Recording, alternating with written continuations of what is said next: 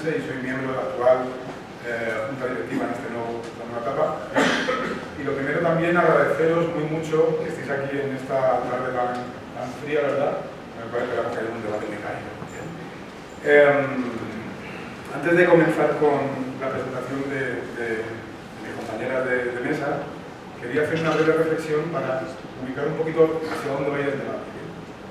Como hemos visto en las sesiones anteriores del Código de Datos Urbanos, y como vemos en todos los medios de comunicación, este nuevo modelo neoliberal de ciudad acaba teniendo impacto muy potente en la vida cotidiana de las personas. Y algo elemental, algo en lo que incide de una forma muy potente es en los servicios públicos que hacen que esta vida cotidiana sea más llevadera. Especialmente en términos de cuidados. Cuando hablo de cuidados, no solamente nos referimos a los cuidados en materia de poder sustentar la vida de niños o de adultos mayores, sino también en todo lo que tiene que ver con la sanidad, todo lo que tiene que ver con la educación, con la cultura, con el acompañamiento y demás. Esta privatización o mercantilización de estos servicios públicos lo que deriva es que se sigan reproduciendo las pautas de desigualdad en las cuales habrá un grupo social que tenga por sus recursos mayor acceso a unos mejores servicios públicos, servicios de cuidados, y otros que vayan a la cola, ¿no? Que este tren del modelo neoliberal y no tengan acceso o no puedan verse ubicados dentro de esta red de seguridad que debería ser parte o ser proporcionada por la administración. Pensamos que la ciudad tiene que ser siempre digamos, un espacio de buen vivir, ¿no? Basado en la solidaridad, basado en la falta de interés. ¿Bien? Y en este sentido, pensamos que cada vez más hay ciertos colectivos, porque ya no solamente los grupos desfavorecidos o vulnerables son los que se encuentran un poco entre la espada y la pared, ¿no? Hoy por hoy, las clases medias, en esta época fascista, con todos sus miembros trabajando, son aquellos que muchas veces se denominan como trabajadores pobres, es decir, están en una situación realmente desagradable, ¿no? Incómoda.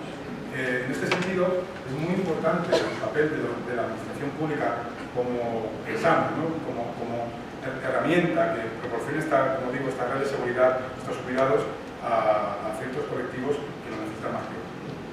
En este contexto de privatización, de falta de voluntad política, de mercantilización de los bienes públicos, surgen una serie de iniciativas, ¿verdad?, vinculados a la trama comunitaria, vinculados a las identidades, vinculados a los trabajos en red, ¿vale?, que terminan por fomentar el que haya unos mecanismos internos de solidaridad en los barrios, en los distritos, que en gran medida muchas veces complementan o suplen incluso al papel que debería tener la administración, ya sea estatal, autonómica o local.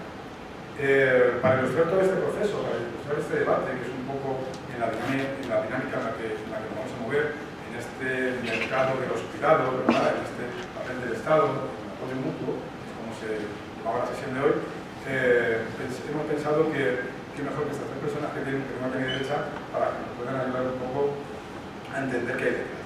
En primer lugar, tenemos a Andrés Baliser, profesor de Sociología de la Universidad Complutense, experto en movimientos sociales, con una dilatada carrera en nuevos activismos urbanos, que tratará de ilustrarnos de una forma muy detallada el papel de las redes de cuidados y de las redes de solidaridad en la ciudad neoliberal. En un segundo lugar, en mi derecha, tenemos a Jesús Leal, catedrático de Sociología de la Universidad Complutense,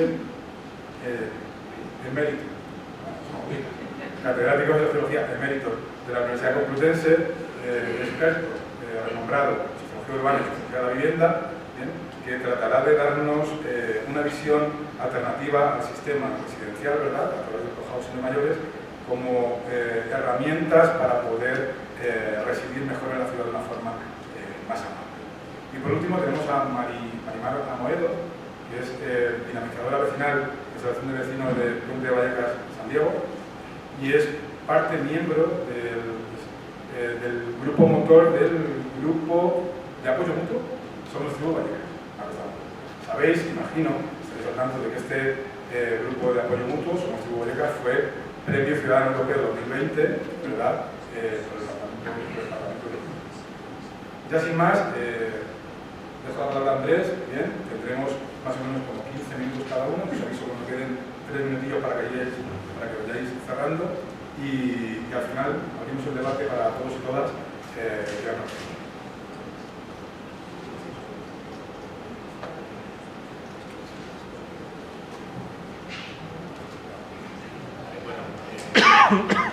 Buenos días, buenas tardes a todas y todos.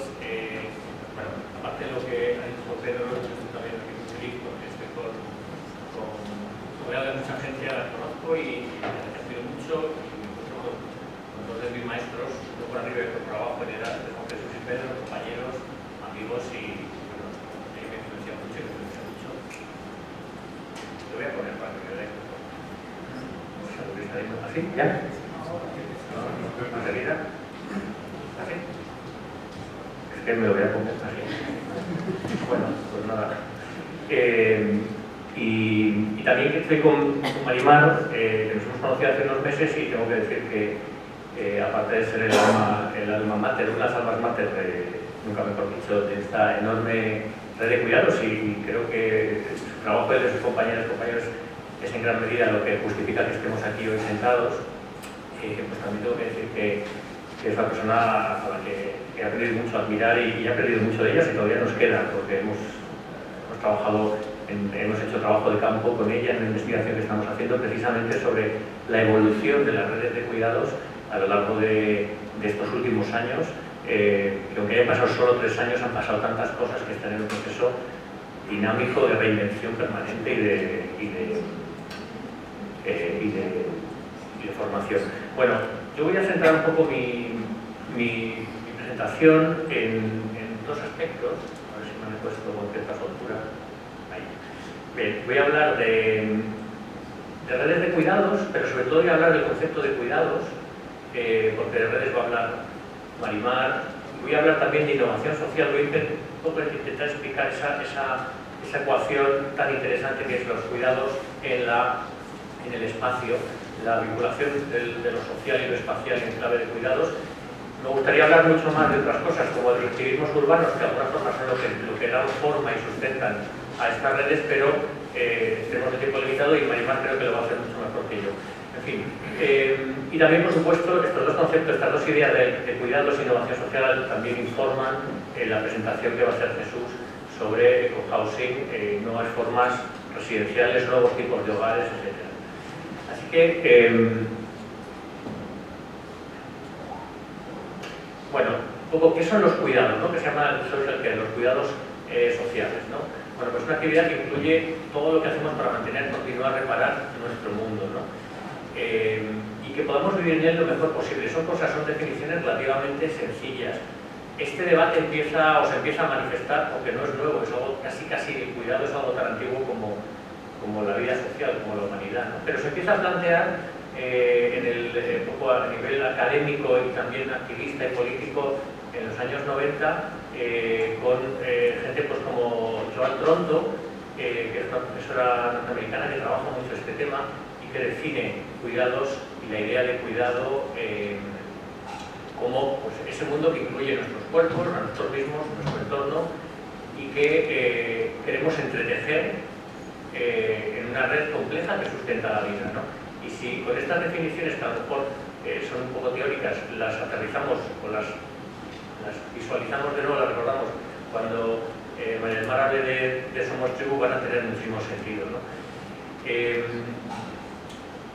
Bueno, el cuidado es básicamente algo que requiere, más allá de la ayuda y compromiso, requiere un vínculo moral, una adopción de una perspectiva, una empatía con las personas y grupos con las que convivimos y que miremos el mundo en sus términos. Esto es una cuestión muy interesante porque luego también va a estar vinculada a la concepción de ciudad de la que vamos a hablar un pelín más adelante. Voy a ir todo lo rápido que pueda, ¿no? Que es la ciudad neoliberal, el modelo de ciudad neoliberal, el modelo de ciudad de crecimiento, un poco frente a la idea de la ciudad de los cuidados. Tronto plantea como 4 grandes elementos de la ética de los cuidados, que serían, pues, un poco el resumen de esto que he dicho: la atención, la responsabilidad, la competencia y la capacidad de respuesta, ¿no? Cada una de ellas son centrales para este para la explicación de los casos que vamos a hablar, tanto del tema de cohousing y de nuevas formas residenciales como en el caso de las redes de cuidados. Os he puesto aquí hay una entrevista muy interesante con Joan Tronto en un programita que encontró que se llama Precarity Pilot, el piloto de la precariedad, donde hay una entrevista muy bonita con ella, que además se puede subtitular automáticamente y está muy clarita. Cuando hablamos de cuidados también, por supuesto, hay que hacer una mención al género, hay que hacer una mención a la crítica feminista, que es de la que surge todo el trabajo en parte de Joan Tronto, y que dice que el cuidado tiene que ser sacado del contexto estrictamente reproductivo y feminizado del hogar, que debe ser problematizado y sobre todo politizado. Cuando hablamos de todas estas características que he definido sobre los cuidados, si ustedes lo piensan, muchas están vinculadas a esas cualidades femeninas que culturalmente todos hemos conocido, hemos reproducido, etcétera, etcétera, ¿no? Y que ahora pues, están en un momento de cuestionamiento, de confrontación, de debate, etcétera, ¿no? En realidad, más que una actitud o disposición moral, tenemos que reconsiderar el cuidado como la articulación de estas actividades y cuya atención acaba en las actividades relacionadas con la gestión y el mantenimiento diario de la vida, la salud y el bienestar. Es decir, no solo se producen dentro del hogar, sino que al politizarlas, al problematizarlas, salen a la calle. Y eso es exactamente lo que ha ocurrido lo que ha ocurrido de forma muy expresa con las redes de cuidados en pandemia y lo que ha venido ocurriendo con las redes de cuidados de las que vamos a hablar y que vamos a meter en profundidad en el caso de Somos Tribu. No es un fenómeno que aparece solo con la pandemia, es un fenómeno que ya aparece en 2008 con la crisis, de una forma más atenuada, también es verdad, pero con la misma espontaneidad y la misma fuerza, aunque con un recorrido mucho más corto. Hay otro punto de reflexión que es muy interesante, que es cuando pensamos que cada sociedad desarrolla sus propios imperativos morales de cuidado. Cada sociedad piensa en cómo cuidar, absolutamente todas. Las sociedades más primitivas a través del hogar, de la familia, del Estado, de la tribu, y las más modernas, pues del Estado y finalmente también, por supuesto, del mercado. Bueno, esto es un pequeño esquemita que he encontrado que me parece muy clarito y habla un poco de esa división de tareas y que alude también a lo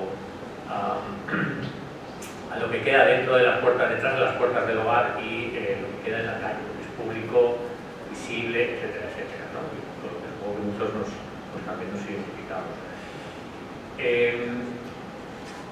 Hemos hablado de cuidados, hemos definido en cierta medida lo que son los cuidados de una forma muy veloz. A mí me gusta combinar la idea un poco de presentación, combinar ese concepto de cuidados con el de innovación social y darle esa dimensión socioespacial, ¿no?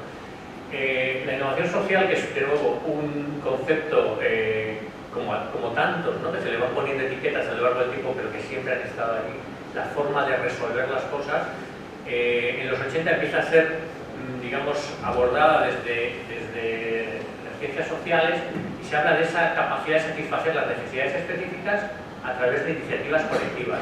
Un poquito más adelante, otros autores, Blair, por ejemplo, es belga y es un poco la gran referencia que hay ahora, pues habla de que esas necesidades no están cubiertas siempre, o no están cubiertas en absoluto, o directamente solo parcialmente, ¿no? Y en un momento, en unas sociedades como las nuestras, en las que hay cada vez mayores demandas, pues son sociedades tremendamente dinámicas y hay cada vez más demandas, en los que conocéis un poco de los servicios sociales, pues sabéis que las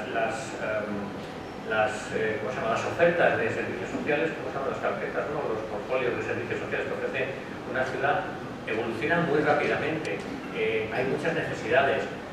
Por ejemplo, yo tengo en la cabeza de cuando he trabajado con la Ayuntamiento de Madrid hace muchos años en temas de centro, con servicios sociales de centro, estudiando los programas de generación, era como con una enorme velocidad se incrementaban las carteras de servicios que se ofrecían a una población que estaba cambiando muy rápido. Venían colectivos de mujeres de Bangladesh, había colectivos de jóvenes o de niños de otros países que tenían problemas serios de escolarización. Había una población de mayores, y hablo de centro, lavapiés, alimentadores, una población de mayores en caída libre, digamos, en ámbito de la vulnerabilidad, que se estaban generando ayudas y programas todo el rato, pero siempre iban un poco por detrás de la realidad y siempre, además, en este contexto del neoliberal, cuando hay más dinero sí que se expande, pero luego tiene una enorme dimensión contractiva cuando hay, o cuando hay un cambio de timón importante en el gobierno, ideológicamente hablando, como estamos viendo ahora, o cuando hay un proceso de crisis en el que los programas sociales, como todos sabemos, esa fórmula que últimamente hemos visto con tanta estupefacción, ¿no? El gasto social se contrae y también se contrae o se pretende contraer la recaudación de impuestos, ¿no? Con los resultados que hemos visto, por ejemplo, en el Reino Unido, ¿no? Donde se aplica esa fórmula del libro y la economía inglesa ha periclitado en cuestión de horas y ha habido que cambiar de primer ministro para que la cosa se oxigene, ¿no? Bien, en muchos casos es la sociedad civil la que desarrolla estrategias para cubrir esas necesidades no atendidas. Y en ese caso estamos de nuevo centrándonos y un poco apuntando a todas las redes de cuidados que surgen de una forma, no diría bruta porque es una palabra fea, pero de una forma casi milagrosa cuando surge la pandemia, en días, ¿no? Nos va a hablar de fechas porque casi las fechas y hasta diría casi las horas cuentan, ¿no? Entonces tenemos los dos modelos, ¿no? Nacional y neoliberal como coaliciones de crecimiento económico y financiero, que es el gran motor de desarrollo de la ciudad, como era Madrid hasta 2008 y como vuelve a ser Madrid ahora. Y luego una ciudad municipalista, que en el caso de la historia de Madrid pues ha sido casi un episodio, no sé si anecdótico dentro de esta ciudad tan neoliberal y tan conservadora, pero que sí que ha aportado un enorme caudal de innovación social, innovación administrativa e innovación institucional.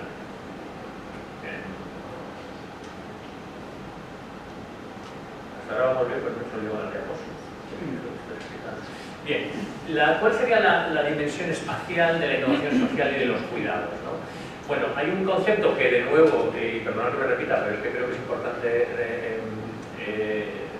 subrayarlo, ¿no? Que son las infraestructuras sociales, que bueno, es un concepto que ahora está relativamente de moda con este autor, Klinenberg, que es de enorme interés y que por supuesto es un concepto que ya existía.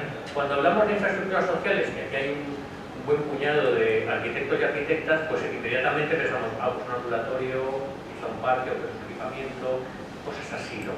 Klinenberg se reapropia de ese concepto y habla sí, de infraestructuras sociales que tienen una dimensión física, como puede ser un parque, una plaza, un espacio público y por supuesto también espacios más cerrados, pero también de una dimensión, digamos, simbólica, no material, ¿no? Él básicamente articula su estudio o sus hipótesis sobre un estudio que hizo sobre una ola de calor que ocurrió en Chicago en el 95 y un estudio muy detallado de la incidencia de la mortalidad en los distintos barrios de la ciudad, pues dice, bueno, en los barrios donde hay menos fallecimientos, donde ha habido menos fallecimientos en general, son aquellos barrios que tienen las mayores redes sociales, unas redes sociales más ricas y más densas, ¿no?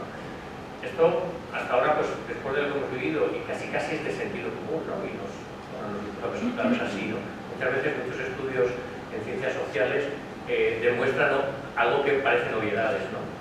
Y bueno, entonces yo les invito a que sigan a este autor, porque tiene un montón de estudios que trabajan un poco en esta dimensión, incluso asumiendo que esta idea de vivir juntos nos da más vida.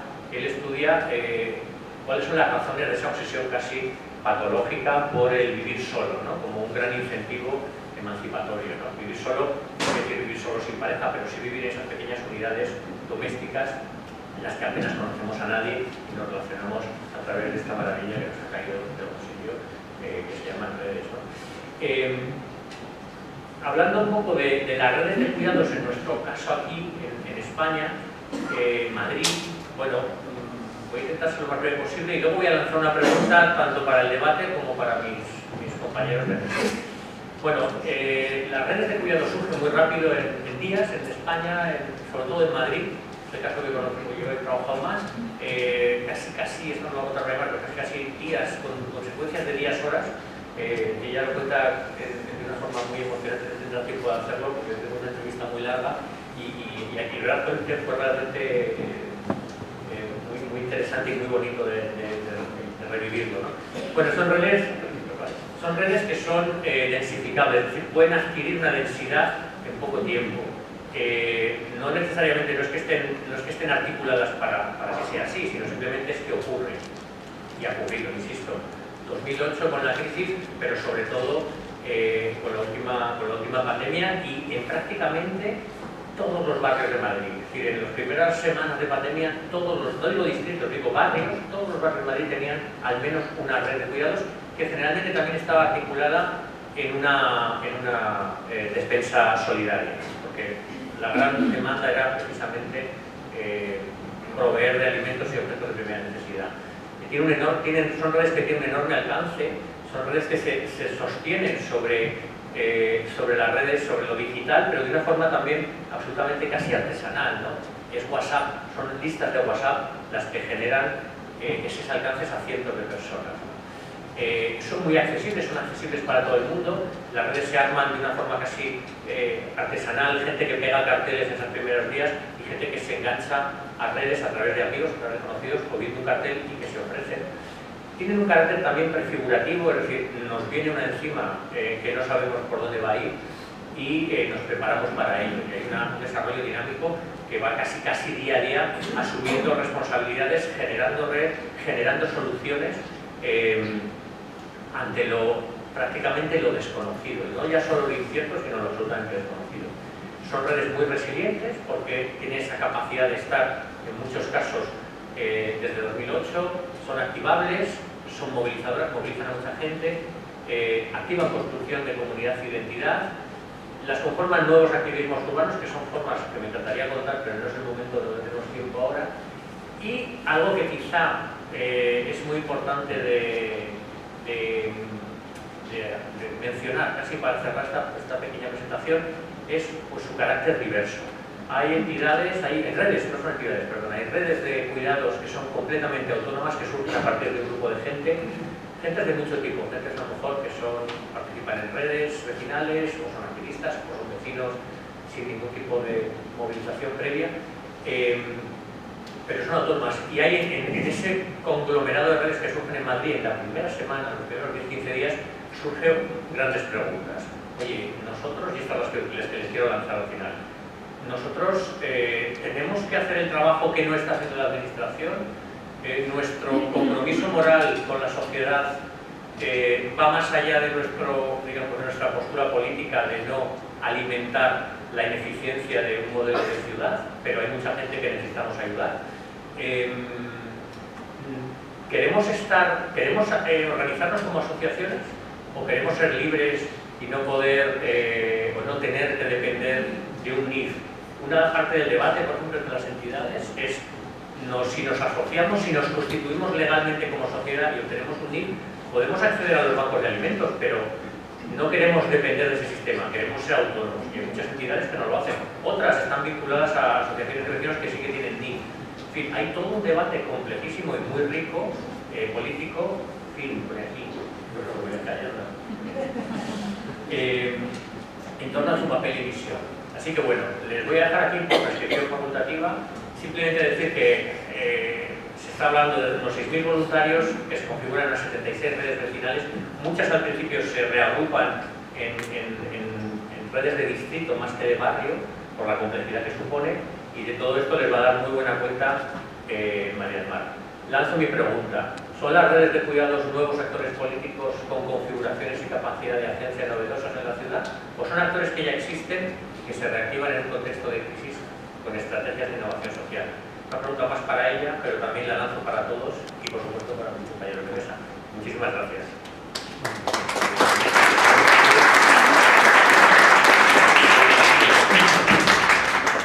Recogemos la pregunta para luego el último debate la volvemos a tocar, ¿verdad? Ahora es el turno de Jesús Leal y la noticia de Gonzalo. Bueno, yo empezaría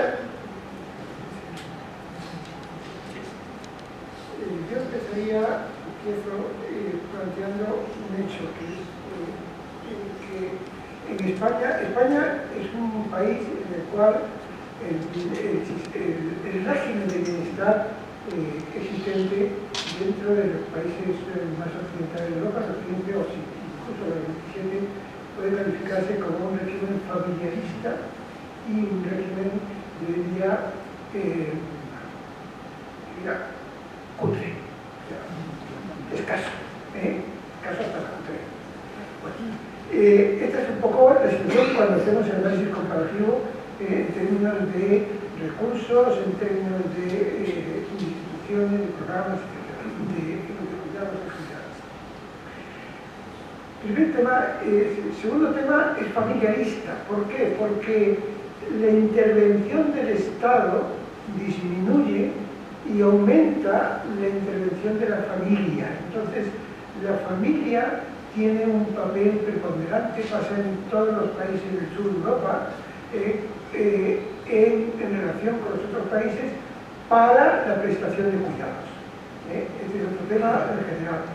Ya sea cuidados de salud, ya sea cuidados sanitarios, ya sea cuidados residenciales, etc. Cualquiera, digamos, nos encontramos con esa situación.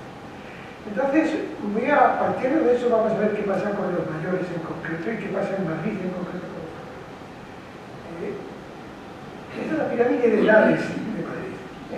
Aquí tenemos, en esta pirámide de edades, tenemos arriba en azul una raya que representa los mayores de 70, otra raya roja que representa los mayores de 65, y quiero señalar otra raya que decía aquí, que representaría lo que va a ascender a 65 dentro de 15 años. Ya ves, la que se viene. La que se viene es muy considerable. Tanto que las proyecciones muestran que en 15 años la población mayor de 65 años en Madrid va a crecer un 50%. Eso nos plantea problemas, y especialmente para los grupos mayores de 80 años, en el cual, por ejemplo, el 30% de las mujeres viven solas, frente al 9,3% de los hombres, también porque hay una diferencia que vamos a ver. Y esta es la esperanza esta es la evolución de la esperanza de vida, que en realidad es la esperanza de muerte, pero al nacer, ¿no? Con algo muy curioso, esta media aquí, que es el COVID. El COVID con la mortandad también que ha habido, ¿no? Mayores, a su vez, yo estaba buscando históricamente y me encontraba una media exactamente igual, que curioso, el año 1918, 17-18, la gripe española que sí. Bueno, pero fijaros, hay una diferencia entre hombres y mujeres, es un poco la diferencia que se mantiene a lo largo del tiempo, durante una diferencia que incluso aumenta un poquitito. Perdón, sí, y nos da un poco la situación actual, ¿no? La diferencia de la esperanza de vida de hombres y mujeres. Claro, si proyectamos esto, pues nos damos cuenta y efectivamente llegamos a ese 50% en menos de 15 años incluso menos. Ese es el primer problema que se nos plantea, un gran problema que se nos plantea de cara al futuro. Y se nos plantea aún más porque, vamos a ver, la dimensión media de la vivienda de los mayores, ahora veremos un poco qué características tiene, el de 82 metros cuadrados, que en el caso de Madrid es superior a la media. Primer tema curioso. Los mayores tienen patrimonio, pero no tienen recursos, porque realmente las pensiones no hubieran llegado a las pensiones para poder por supuesto, llegar a suponer el 30%, como parece que se exige normalmente, de los recursos. Pero realmente hubiera sido una catástrofe. Solamente el 7% de los mayores viven en estos momentos de alquiler, y algunos de ellos tienen alquiler de renta antigua, con lo cual, digamos que el problema de los mayores no es un problema de residencia como tal, es un problema de forma de vida. Viven en unas viviendas mayores de lo que necesitan, que tienen que mantener, que tienen que calentar y que tienen que mantener, viviendas en las cuales la media de estancia es de más de 33 años, 30 años, luego son viviendas en general bastante viejas, muchas de ellas necesitaban una rehabilitación para la cual no tienen recursos y por lo tanto se mantiene un poco la situación. En su conjunto, muchas de ellas carecen, algunas de ellas carecen de algunos elementos básicos, como sería el ascensor, y viven en pisos altos, lo cual lleva a que esos mayores estén encerrados de alguna manera en esa situación. El problema es que la inversión, la alternativa, cuando llegan a mayores, es ir a una residencia. Y el problema es que la inversión pública madrileña para ayuda a los mayores es en torno a los 400.000 euros cada 2 años, es decir, el programa reciente, es decir, 200 millones de euros en cada año, y cubre escasamente un 14 o un 15% de los residentes, los que viven en residencias. Por lo tanto, la alternativa que nos encontramos en estos momentos es ir para todo el resto de la población, para ese 85%, es ir a una residencia privada, cuyos costes, yo creo que los que tienen mi edad lo saben bien, pero también los que tienen 55 años o por ahí, entre los 50 a 60 años, si tienen padres mayores, también lo saben muy bien, no llegan a las pensiones. Y entonces dicen, bueno, pues que venda la vivienda. Pero para los mayores es muy difícil vender la vivienda, sobre todo cuando se tiene hijos, porque de alguna forma es el patrimonio, digamos, acumulado durante un montón de tiempo. Pero incluso cuando uno se pone a ver las alternativas de venta de viviendas, nos encontramos con que son muy escasas y difíciles de coger. Pueden ser o la hipoteca inversa, pero la hipoteca inversa primero lo encontráis con que el banco suele valorar por debajo, y el segundo, el banco te va a aplicar un poco la esperanza de vida, pero y unos intereses bastante mayores de los habituales de hipoteca, con lo cual, bueno, es un problema muy serio. Otro problema, otro tema frecuente es la nula propiedad, es decir, yo vendo la vivienda pero me quedo en ella, que realmente tiene relativamente poco escaso, muy escaso en la actualidad. Primero, porque naturalmente tiene que tener una alternativa para ir a otro lado, y por lo tanto, si se plantea en principio alquilar una vivienda, incluso en un caso sería bajar, digamos, la situación de tener vivienda propia, alquilarlo, pero es que además se plantearía si podría aguantar el pago de alquiler durante lo que queda de vida, con lo cual realmente el problema es este. Por tanto, tenemos una situación en la cual la situación, sobre todo para los problemas de vivienda de los mayores, es complicada. Ante eso, ¿cuáles los deseos de los una encuesta del 2011 del INSERSO?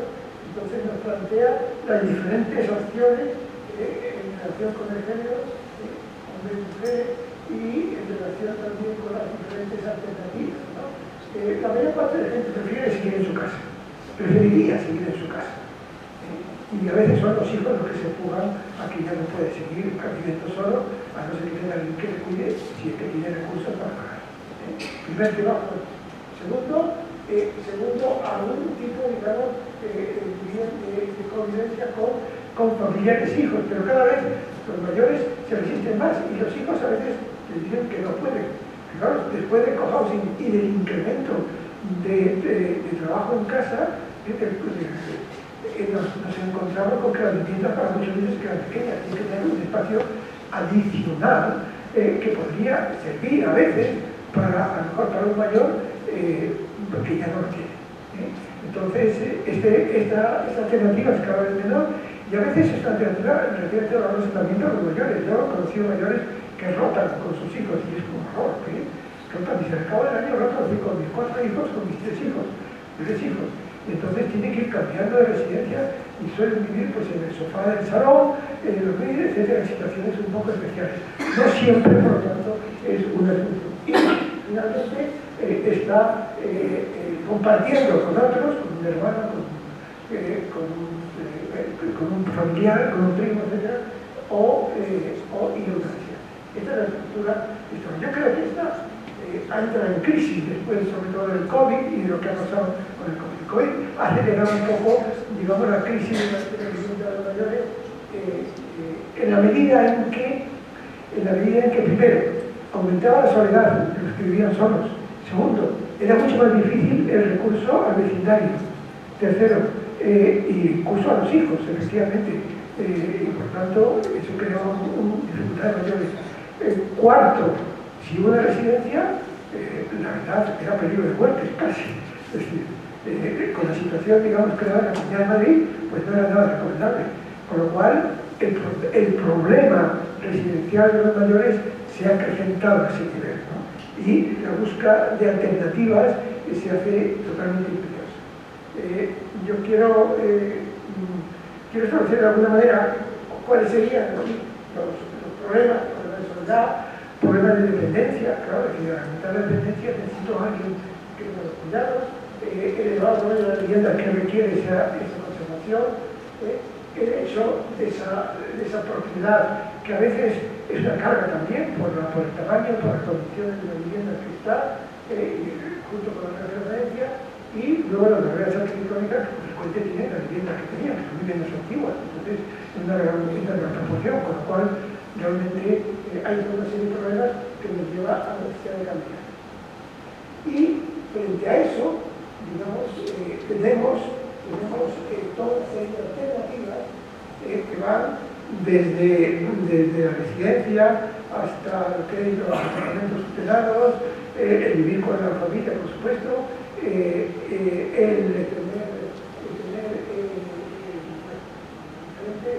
diferentes formas que podrían existir, y una de ellas, que podrá ser minoritaria, pero que ya se abre camino, que lleva mucho tiempo en otros países, desde los 60 en Dinamarca o en Suecia, en Holanda tiene un desarrollo, en Inglaterra, en Francia también tiene un desarrollo, y aquí yo creo que por diversas razones, pero yo creo que fundamentalmente por el rígido marco administrativo e institucional. Eso, vamos a detallar algo de eso, de lo que puede pasar, o de lo que pasa cuando se quiere llevar adelante un cohousing en una ciudad española. Por tanto, la convivienda, el cohousing, vamos a ver ahora bien vivienda colaborativa, cohousing nos da un poco de idea más explicativa de lo que se trata, tendría diferentes formas.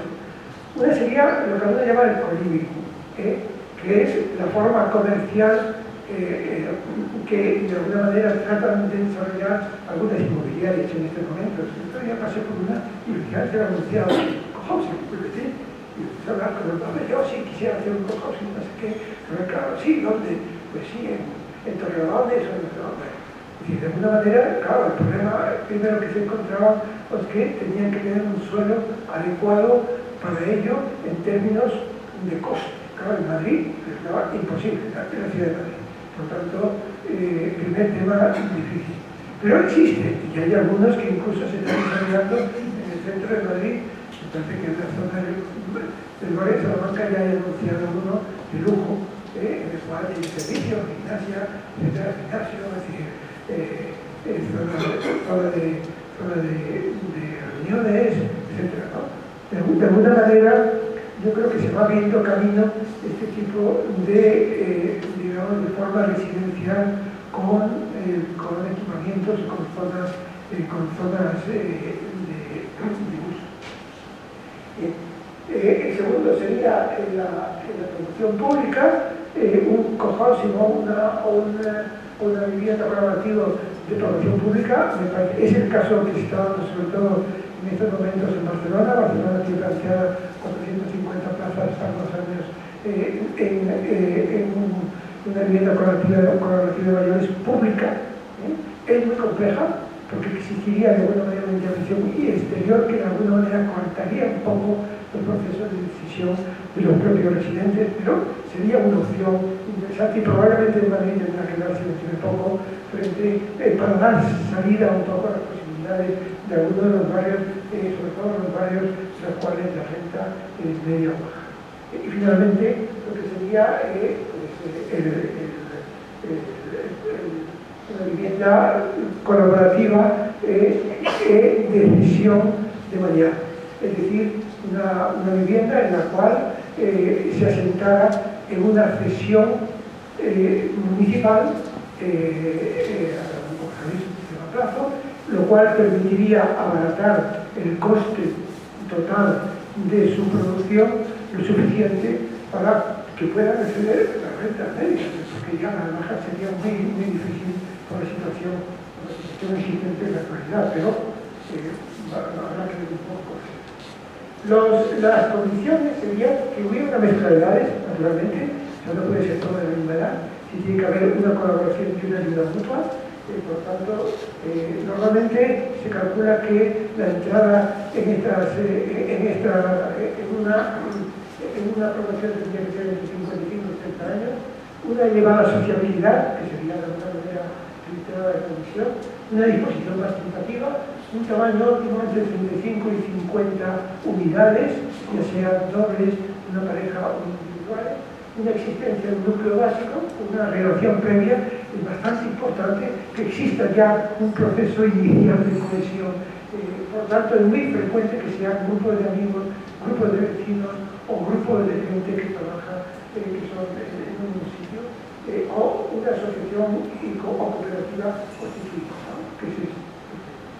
La gestión sería autónoma y totalmente autónoma, con unos servicios esenciales de comida, ropa, sanidad, actividad y limpieza, con una prestación de cuidados con niveles 1 y 2 de dependencia, el nivel 3 posiblemente en su parte más inicial, pero no sería asumible en una vivienda colaborativa un nivel 3 avanzado, por ejemplo una Alzheimer con demencia o una demencia senil un poco avanzada. En algunos existen, para por ejemplo, lo he visto, y de alguna forma siempre me dijeron que no lo hagáis porque el coste se dispara de manera brutal y recae, claro, entre todos los residentes y causa afección, pero de alguna manera algunos incluso lo llegan a asumir, ¿no? O sea, vas a vivir aquí hasta el final de tu vida, o vas a poder vivir aquí hasta el final de tu vida, e impulsar la convivencia y de alguna manera también la inserción del barrio. Es muy importante que de alguna manera este grupo no solamente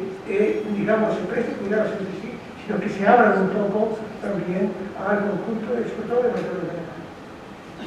Realmente sería objeto de una economía colaborativa, con una fundación privada y una hipoteca, etc. En principio, y con un espacio adecuado. Un espacio adecuado para, de alguna manera, en un entorno con servicios y con una adaptación para comunidades reducidas, con seguridad física también, que es importante. Los tipos de apartamentos no van a ser apartamentos normales, tendrían una serie de características especiales y con espacios comunes. Y la forma de obtención del suelo, hay tres formas: la residencia, la gestión del suelo privado residencial, dotacional, la gestión de alquiler del suelo, o la cesión del suelo público que sería un poco lo que está más, sobre todo casi todos los ejemplos en este momento que están desarrollando en España, que está teniendo un gran mejor fuerza. Por ejemplo, en Madrid ya hay en la Comunidad de Madrid, ya hay uno muy conocido, que es Cabezón, que está a 60 kilómetros de Madrid, 50 kilómetros de Madrid.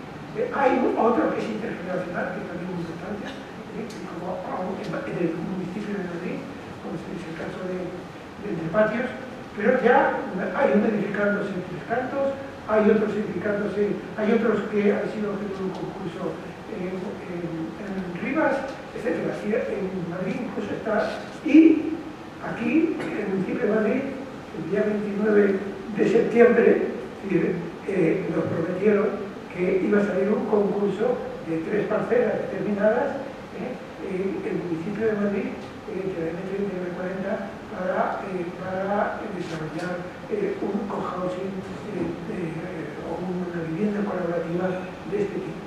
Esperamos que eso se haga realidad dentro de poco. Nada más, muchas gracias.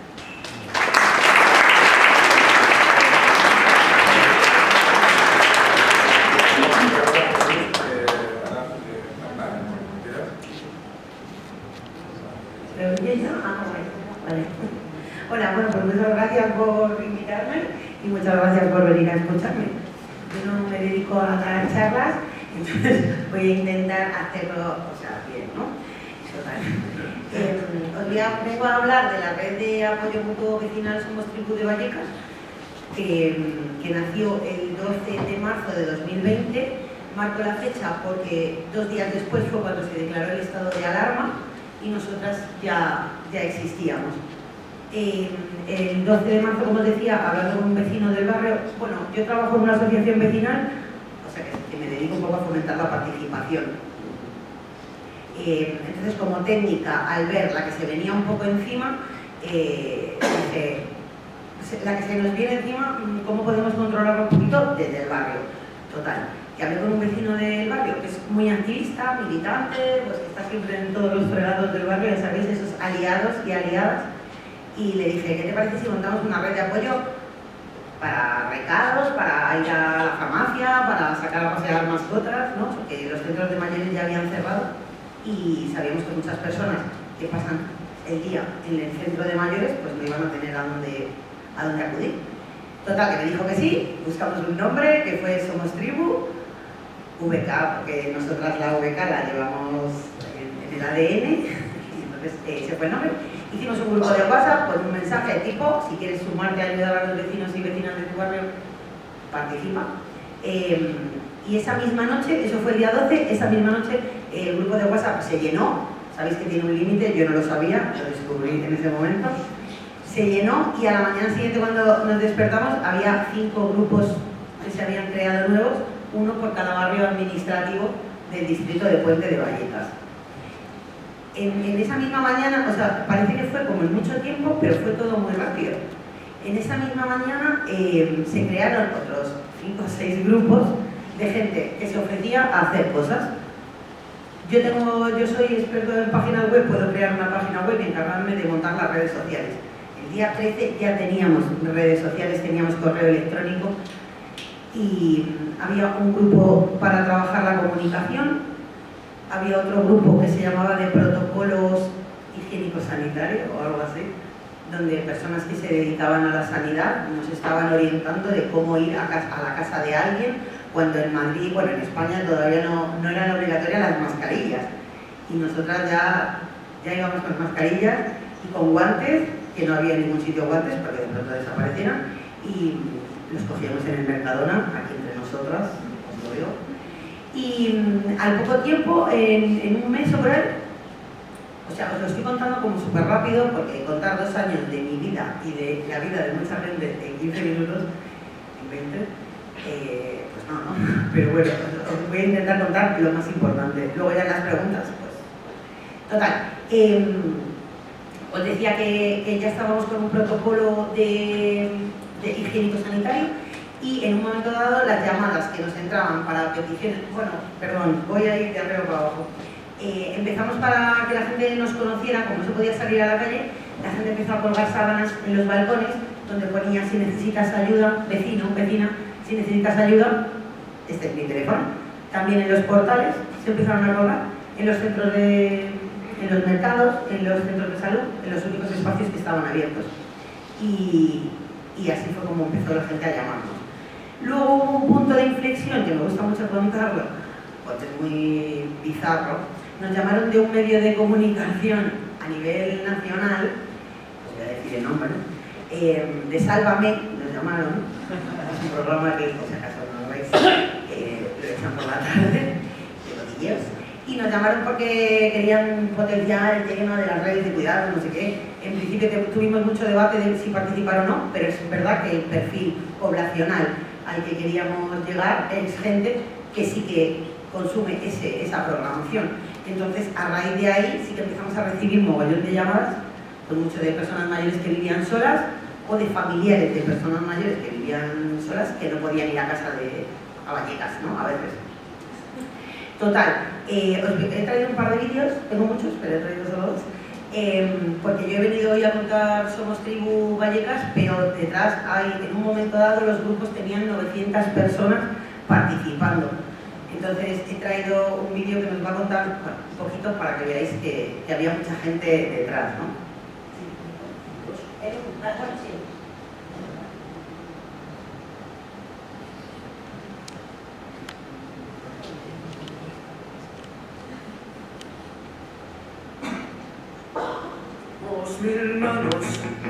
Hola, soy Reyes. Hola, soy Eloy. Soy Damaris, soy Ainhoa. Hola, soy Isa. Soy Maite. Hola, soy Asconi. Soy Oscar. Soy Rocío. Soy Teresa. Soy Eva. Soy Pilar. Muy buenas, soy David. Soy Soraya. Soy Rosa. Soy Marimar. Yo soy Chefa. Me llamo Lidia. Hola, yo soy Isabel. Me llamo Carmen. Soy Azara. Soy Paca. Hola, soy Juan. Hola, soy Ana Oviedo. Soy Mabel. Soy Marco. Hola, soy Ángel. José Luis. Jesús Águedas. Mi nombre es David Hernández. Soy Minerva. Yo soy Alex. Yo soy Mary. Yo soy Lucía. Yo soy Hola, yo soy Ichi. Hola, soy Cristina. Hola, yo soy Álvaro. África. Hola, Cristina. Hola, soy Iñaki. Yo soy Luis. Hola, soy Eva. Soy María, vecina de Vallecas y bueno, colaboro con Somos Tribu en la contratación de supermercados, en donaciones, en el reparto de cestas, en el ropero y bueno, ayudando en todo lo que se puede. Y participo en la recogida de alimentos en los supermercados y en el ropero. Hago mi cargo de la comisión de donaciones mercantiles. Y participo en el tratamiento de la Colaboro con la defensa solidaria y en el reparto de alimentos. Hemos confeccionado mascarillas, gorros y batas para los centros sanitarios. Participo como voluntaria en el grupo de donaciones de mamás. Laboro repartiendo con casa domicilio. Colaboro con Somos Tribu, cosiendo mascarillas para todo el que las necesite.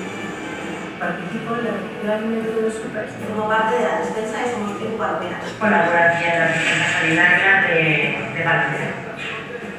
Y soy del grupo de psicología a pie de calle. Participo en la coordinación sociosanitaria de Tribu Vallecas. Publicamos, somos Tribu. En Vallecas va. Colaboramos en la red atendiendo las llamadas de las personas que necesitan apoyo en estos momentos. Participo en el grupo en la red de apoyo de Somos Tribu Beca, en el grupo de atención psicológica. Chico de Vallecas. Colaboramos en la recogida de alimentos de Somos. Colaboro en la defensa de San Diego en los turnos y además en redes sociales y comunicaciones. Participo en la comunicación y las llamadas para la recogida de alimentos. Me encargo de derivar a estas llamadas a servicios sociales. Y colaboro en la preparación de bolsas para poder distribuir a las familias. Colaboramos en la recogida de alimentos de En el grupo de combate de la despensa de Bueno, pues que veo estos vídeos y me emociono porque... Me emociona mucho porque en el confinamiento, todo esto se hizo en el confinamiento y la gente decía, ¡oh, qué aburrimiento! Voy a hacer yoga con mi vecino de enfrente y hay una visita virtual a un museo. Y yo decía, pues yo estoy conociendo a más gente que en toda mi vida. Porque ahora toda esa gente luego, cuando pasó la pandemia, el confinamiento, quedábamos, oye, que soy Marimar, oye, que yo soy... Total, que al final hemos hecho como, bueno, se han generado muchos grupos de amigos y amigas porque hemos pasado muchas cosas juntas. En un momento dado las llamadas que nos empezaron a entrar, bueno, teníamos teléfonos que una chica que trabajaba en Orange, que era de la red, dijo, yo trabajo en Orange, y trajo 5 teléfonos con 5 tarjetas.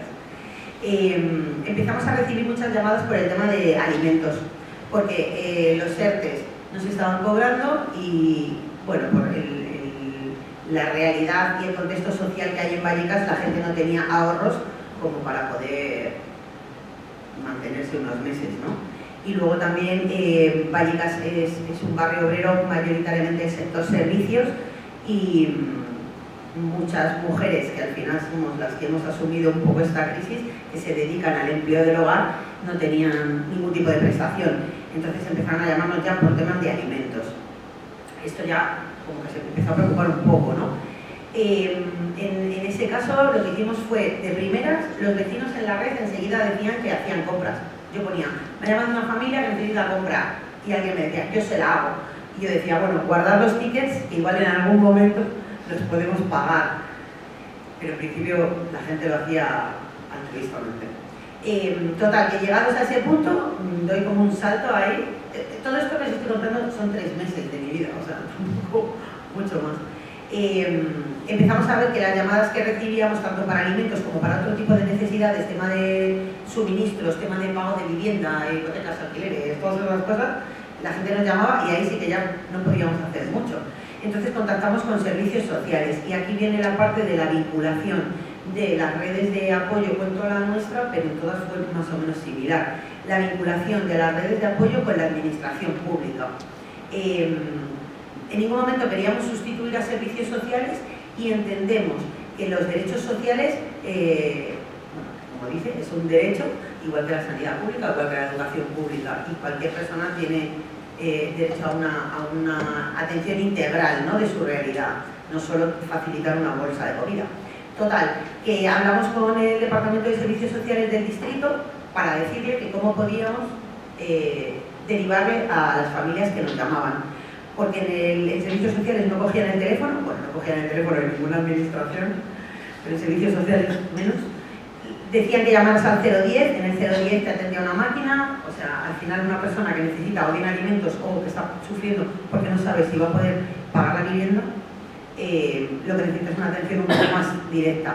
Entonces lo que hicimos fue, la compañera de servicios sociales me dijo, sí, mándame un email. Y dije, pues te mando un email. Hablé en ese momento teníamos ya 5 despensas solidarias, una en cada barrio administrativo, y les dije, mandadme a las familias que tengáis para servicios sociales. Y yo le mandé un email. Ese email llevaba 900 familias. Y me llamó a de servicios sociales y me dijo, ¿qué hago yo con esto? Yo, pues no lo sé. Y entonces me dijo, bueno, vamos, mándame un mail, un caso. Pues te mando un mail, un caso. Un mail por cada caso. Que lo hacía yo a las 11 de la noche, que es cuando podía y mi teléfono dejaba de sonar. Entonces, por la noche yo le mandaba un mail, un caso. Así hasta 2.500 unidades familiares que derivamos a servicios sociales de todo el distrito de Puente Vallecas. El sistema, muchas veces me dicen, no, pero ¿qué sistema teníais? O sea, una familia llamaba, se rellenaba un formulario que pasaba a la despensa y ese formulario pasaba también a un Excel que luego iba a servicios sociales con un número de referencia. O sea, tenía yo mis propios servicios sociales montados en mi casa. Así derivamos a las familias, pero lo que no sabíamos era si esas familias habían recibido la atención que demandaban, ¿no? Entonces volvemos a contactar con servicios sociales. Hola, ¿cómo sé yo si a estas familias las habéis atendido o no? En esta parte jugaron un papel muy importante las asociaciones vecinales. Bueno, forman parte de la red las asociaciones vecinales, los colectivos, los clubes deportivos, los centros sociales, la Villana, la Brecha. O sea, Somos Tribu ha aglutinado un poco a todo el mundo. Entonces las asociaciones vecinales se reunieron con el concejal del distrito, le dijeron que nos hicieran devolución y entonces me mandaron un Excel con los 2.500 casos y las atenciones que habían recibido. Os puedo decir que de todos solo 2 me volvieron a llamar, por lo tanto entiendo que esas personas recibieron la atención que necesitaban, ¿no? Total, que llegados a este punto, no sé cuánto tiempo llevo, pero bueno, llegados a este punto, ya acaba el estado de alarma, pensamos que ya la gente se tiene que autorresponsabilizar un poco también de sus necesidades, como pedir citas de la administración, y lo que hicimos fue facilitar a la gente herramientas. Estos son los teléfonos, esto es lo que tienes que hacer, igual que cualquiera, ¿no?, que pide citas, pues tiene que esperar a que se lo cojan. Y entonces ahí dimos un salto que lo llamamos de camino a la autogestión. Estamos hablando de junio, julio del 2020 más o menos. La cosa era empoderar a todas esas familias para que fueran las que asumieran Somos Tribu. Porque toda la peña que se había metido en confinamiento, cuando acabó el estado de alarma, la gente volvió a trabajar, bajaron las fuerzas, pero la demanda seguía siendo alta. Entonces, empezamos todo un proceso pedagógico de facilitar a las familias herramientas, estrategias para que pudieran asumir la gestión de las despensas sobre todo. Y lo hicieron. Y entonces, decía antes el compañero el tema de las asociaciones vecinales y los números de cuenta. Yo antes os he dicho que digo, guardar los tickets. Bueno, pues esos tickets al final los pagamos porque pusimos los números de cuenta de las asociaciones vecinales y los centros sociales para que la gente nos donara pasta.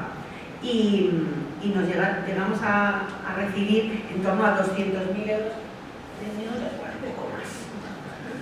Pero vale, gracias, está quedando. Llegamos a recibir en torno a 200.000 euros en donaciones económicas, en aportaciones de particulares, bueno, de alguna empresa también. Y luego llegamos a un total de casi 800.000 euros en donaciones en especie de comida.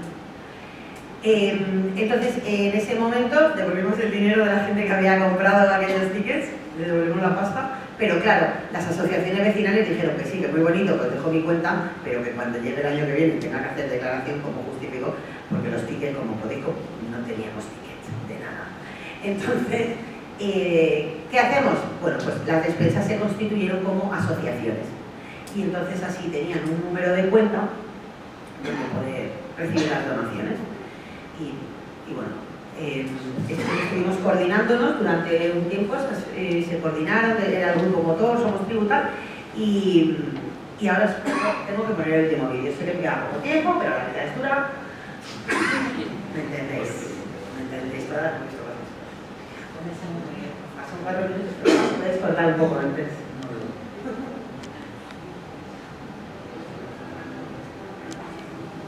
Mucha gente conoce Somos Tribu y la despensa solidaria, mucho más desde el reconocimiento oficial recibido, incluso desde Europa.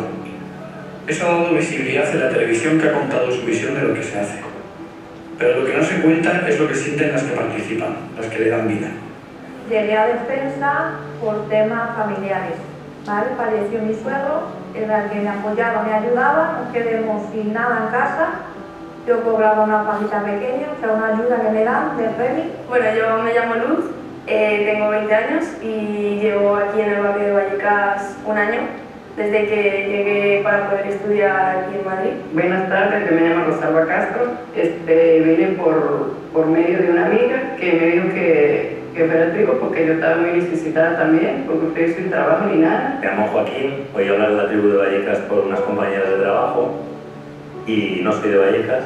Me llamo Judith, soy estudiante de tercero de la ESO, estudio aquí en Vallecas y vivo aquí en Vallecas, he vivido siempre aquí. Pues yo me llamo Ronald y soy un colaborador de la despensa de Somos Tribu en Palomera. Mi nombre es Keili García, vivo en Vallecas hace 10 años, pero soy cubana y me siento muy a gusto en Vallecas y sobre todo en la tribu. Significa mucha ayuda, pues.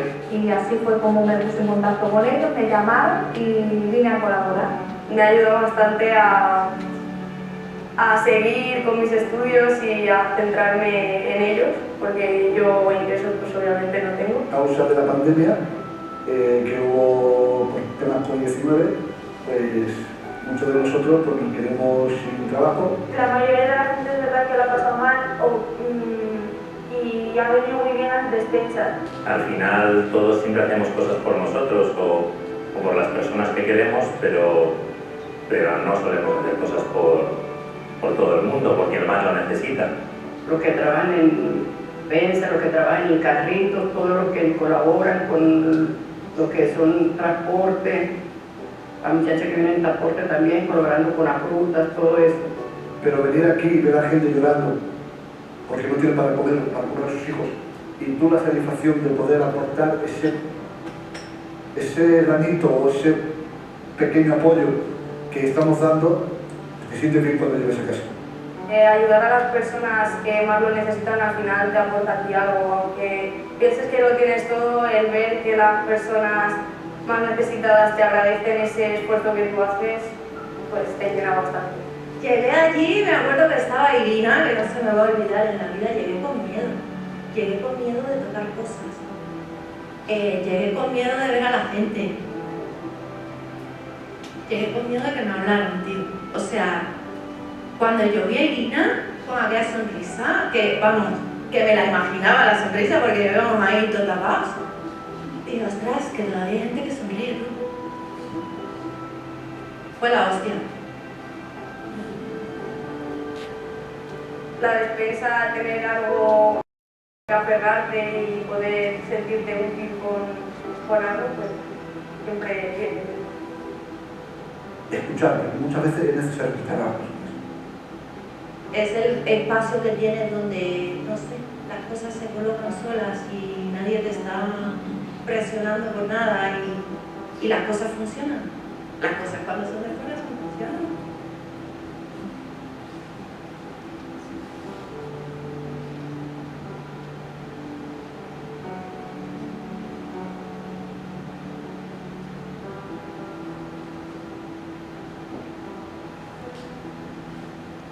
Bueno, pues cierro este vídeo sí que me emociona mogollón, porque estas son las familias que en su momento empezaron, muchas de ellas venían a pedir alimentos y ahora son las que gestionan las despensas. Ahora a las que llamo yo para decirles, oye, que ha venido una familia que necesita alimentos. Total, cierro ahí, las despensas ahora son autogestionadas, son asociaciones, se coordinan entre ellas, pero el paraguas de Somos Tribu ha desaparecido. Corríamos el riesgo de convertirnos en una marca. De hecho, hubo gente incluso que nos propuso que la registráramos. El ayuntamiento nos llamó para que hiciéramos una federación de redes de apoyo mutuo vecinal y dijimos, no, gracias. Pero tenemos un documental que lo estrenamos en el Festival de Cine de Gijón, lo podéis ver en YouTube, Somos Tribu VK. Y lo que os he contado, ya os digo, es muy poquito de lo que han sido estos 2 años, pero bueno, espero que os haya servido para volver a confiar en la gente, que de verdad se hacen cosas muy bonitas. Muchas gracias.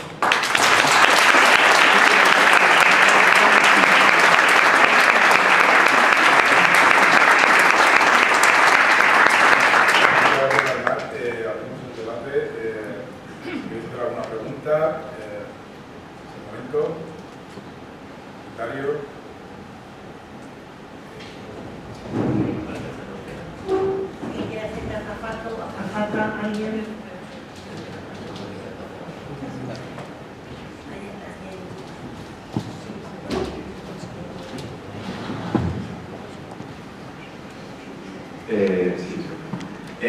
Yo tenía una pregunta para Marimar, que es como, pues, en relación a lo que ha dicho Andrés al principio. Esto es súper esperanzador y muy bonito, pero en parte tengo la sensación de que estamos un poco haciendo el alivio a las administraciones y estamos haciendo que se acabe normalizando que un trabajo que es esencialmente para el estado de bienestar, para cubrir sus necesidades. Entonces, mi pregunta es un poco como en ese marco, con gente que al fin y al cabo llega a una defensa solidaria porque necesita comer y no le importa tanto quién le está dando la comida como cubrir su necesidad tan inmediata, ¿cómo hacíais para concienciar cómo hacíais para ese trabajo de concienciación de decirle a la población, estamos haciendo esto nosotros, pero no somos un banco de alimentos, necesitamos que os impliquéis? Entonces, mi pregunta es un poco en ese sentido. Vale, bueno, y lo que no os he contado todo lo bonito, lo que no os he contado es que al final en un proceso participativo con tanta gente y que no nos podíamos ver en persona, que la mitad de la población no sabía lo que era el Zoom, pero ahí lo conocimos todas, surgió mucho este debate, porque yo decía, si no hubiéramos nacido, a lo mejor la población estaría reventando Mercadonas y a lo mejor estaríamos ahí, ¿no? Pues puede ser. Pero en esos debates internos que teníamos, porque teníamos como 200 grupos de coordinación y de reflexión y todo, al final la respuesta siempre era, vale, vamos a dar el salto a esa autogestión. Entonces creo que ahí es cuando empezamos a marcar un poco la diferencia, porque estábamos a punto de convertirnos en un banco de alimentos. De hecho nos lo ofrecieron y dijimos que no. No sé si queda respondido. Simplemente un poco por alusiones que siempre he querido decir, ¿no? Por alusiones, el debate este es muy potente, es muy importante porque, claro, desde la perspectiva de una entidad como Somos Tribu, oye, la gente, o sea, en determinadas zonas de Madrid, quizá el otro gran núcleo de redes de apoyo era Luche, ¿no? Luche, Carabanchel, Vallecas, yo creo que eran un poco los grandes centros, insisto, había en todos lados. Y ese diálogo, que yo creo que en el caso de Vallecas fue casi yo diría milagroso, ese diálogo con la administración, porque no sé si ustedes lo recuerdan, pero realmente yo viví esto un poco desde mis redes y sobre todo también haciendo esta investigación en la que hablé con mucha gente de una coordinadora muy laxa que se organizó pues, para comunicar, ni siquiera para tomar decisiones, cada uno hacía lo que quería, pero hicieron una fiesta, hicieron una comunicación muy potente y era un poco también la que digamos, aglutinaba esas reflexiones sobre debates políticos. Y en general, yo creo que con la excepción de Vallecas, si me apuráis, había una relación nula entre las redes, la mayoría de las redes y la administración local. Y no solo, bueno, quizás más que nula, era una relación negativa, porque había una negación sistemática de todo esto. Y ahí entramos un poco también en el modelo de ciudad. Yo creo que nunca la ciudad, el neoliberalismo que marca el paso desde hace tantos años de nuestra ciudad de Madrid se ha mostrado de una forma tan clara y tan cruda, ¿no? casi a la anglosajona, ¿no? Donde hay cosas que aquí hasta hace relativamente poco daba vergüenza decirlas, y en Estados Unidos o en el Reino Unido, que es un poco las matrices de este modelo político, ideológico, etcétera, y social, son más fuertes. A continuación de todo lo que nos ha relatado Marimar, en los siguientes meses todos hemos sido testigos en prensa de episodios de aporofobia, ¿no? De fobia a la pobreza. Un vicepresidente de la Comunidad de Madrid burlándose de resultados, no veo a los pobres, ¿no? Yo creo que esa frase marca un antes y un después en la relación de la administración con sus ciudadanos. Probablemente muchos de esos ciudadanos no son conscientes porque la información nos llega como nos llega y muchos a lo mejor incluso están de acuerdo, ¿no? Pero sí que ha habido... por eso esta relación entre la administración y redes ha sido muy complicada, muy problemática, muchas veces inexistente, otras veces basada en la negación sistemática del problema y en algunos casos, y eso da para un estudio súper interesante, qué mimbres tiene que tener o tiene que haber en un territorio, en un distrito, para que las administraciones locales, en este caso el concejal de distrito y sus técnicos, que son técnicos, no son políticos en su mayoría, bueno, pues entren en un diálogo y en una colaboración, que yo creo que el caso de Vallecas ha sido único en Madrid. Está por rematar eso, pero creo que es así. Sí que por añadir esta parte, en nuestra junta de distrito, el concejal desde el principio nunca nos ha puesto trabas, nos ayudaron, nos hicieron los salvoconductos los hicimos nosotros para poder ir por la calle, pero el concejal avisó a la policía de, oye, que va a ir gente con este papel, que no les montéis.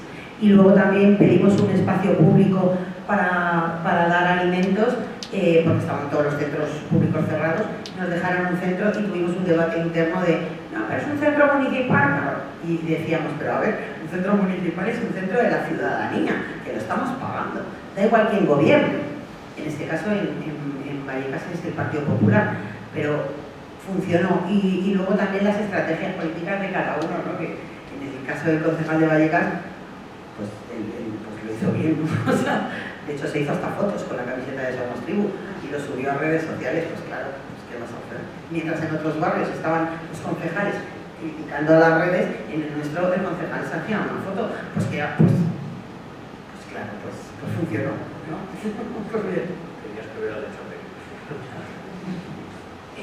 Mira, soy Aurora y yo soy de la Despensa Solidaria de Malasaña, de la Casa de Fútbol. Entonces empezamos trabajando en Casa 28 dando comidas. Y gracias al paraguas de Ecologistas de Nación, montamos la despensa en el local de ecologistas y estuvimos atendiendo a unas 700 personas, unas 200 y pico familias. Al día de hoy seguimos en la despensa. Lo que no hemos conseguido es autogestión. Es decir, hemos debatido en el mismo tema de decir no somos caridad, hay que aquí estar apoyándonos mutuamente, pero ¿cómo lo hacemos? Nosotros recibimos alimento del Banco de Alimentos, es decir, en función de las familias que tenemos, así recibimos una vez al mes. La gente colabora en descargas, en reparto y en hacer cestas, pero lo que no hemos conseguido es la autogestión plena. Es decir, seguimos desde el proceso de 2 años que vamos a cumplir porque nos formamos, evidentemente, y la crisis fue el día 13 de marzo, el día 15 ya estábamos en la calle. Pues cumplimos también los 2 años como vosotros y vosotras. Entonces, en estos 2 años, es decir, ha habido desde haber 150 personas colaborando en el barrio, ahora mismo nos hemos quedado 10.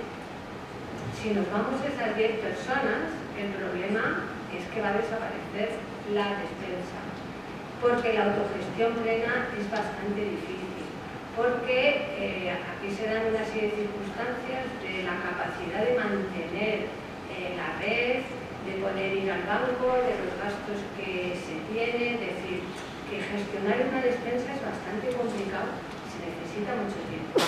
Las personas que necesitan estos servicios son gente que dedicarle tiempo extra a esto, con sus cargas familiares y sus posibilidades de cada uno, yo lo que veo es que es un impedimento bastante fuerte por su propia situación socioeconómica y de salud.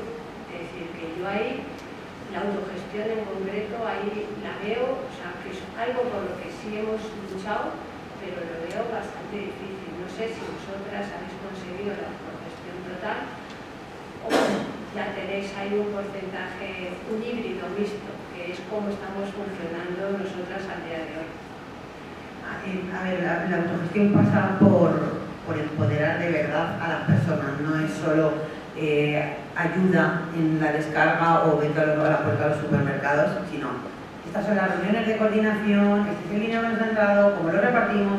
Ha sido un proceso muy difícil, está en ello, o sea, no me voy a poner a contar todos los dramas, pero hay muchos, es difícil y sobre todo tiene que ir acompañado. Nosotras ya nos diferenciamos, no, o sea, son completamente, las despensas son personas apoyando a otras personas.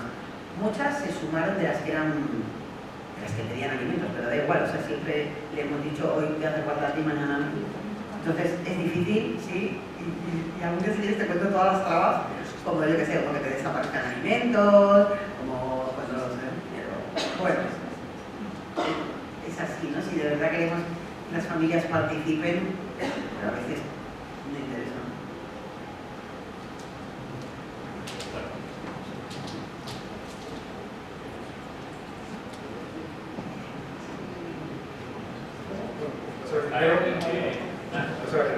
Sí, yo a Jesús la pregunta, un poco comparar la sociedad anglosajona con la latina nuestra, ¿no? Y en qué medida van por delante. Yo recuerdo a mi hija que tuvo la oportunidad de estudiar en Vancouver y cuando hacía bachiller dice, no tengo posibilidad de relacionarme con los locales porque ellos están haciendo labores sociales, porque cuando van a buscar trabajo les valora mucho la empresa, no su nivel académico, sino cuánto han dado a la sociedad.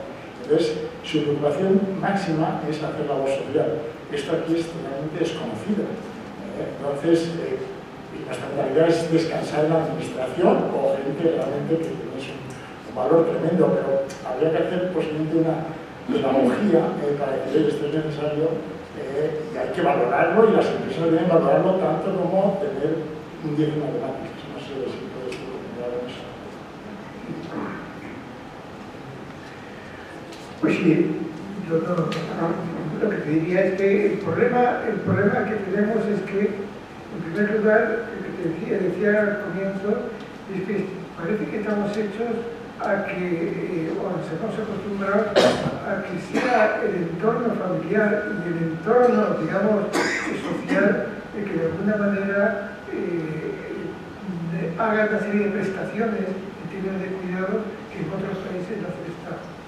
Y primero eso, y segundo eso, y el hecho de que descarguemos fundamentalmente la institución familiar ese tipo de cuidados nos lleva, y eso está generalizado, a que el capital social, es decir, todo el asociacionismo que existe en este país es muy débil en relación con el que se da en otros países en los cuales hay mucha más conciencia pública de lo público, ¿no? Y de las prestaciones que de alguna manera hay que dar entre todos. Yo creo que eso es una de las razones por las cuales nos encontramos aquí con una menor valoración de eso. Y desde luego las empresas menos, porque Las empresas de aquí, pues ya sabes, es decir, mercado, mercado, mercado y mercado, y rentabilidad, y cuenta de resultados, y cuenta de resultados, y no hay cosas. Y tú entras por ahí o fuera, y el ser asociativo no entra en la cuenta de resultados.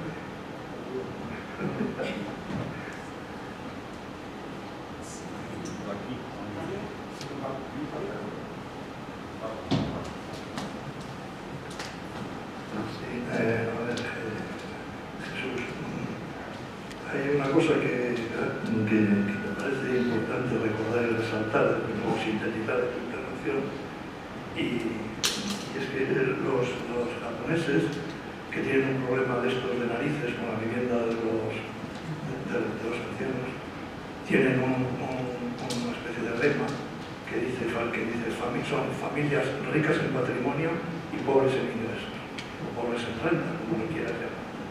Y esto es una situación pues, que yo creo que es explosiva. Es explosiva porque, de alguna manera, eso que tú has considerado como los gastos de vivienda son cada vez mayores, proporcionalmente. Eso todas las estadísticas lo dicen, ¿no? No solo la energía, o sea, sí es verdad, digamos, que la actualización, digamos, de las pensiones puede ser un paliativo, pero yo creo que un paliativo. No creo, yo veo en eso una especie de cosa catastrófica, porque eso va a empeorar porque las necesidades van a ser mayores, porque los procesos inflacionarios no se refieren solo a la alimentación, se refieren también a los gastos de la casa, esas casas cada vez van a requerir más mantenimiento, etcétera, etcétera, etcétera. De manera que la situación de esas familias en su hogar es insostenible, son pobres en casas con un patrimonio elevado, o más o menos elevado, ¿no?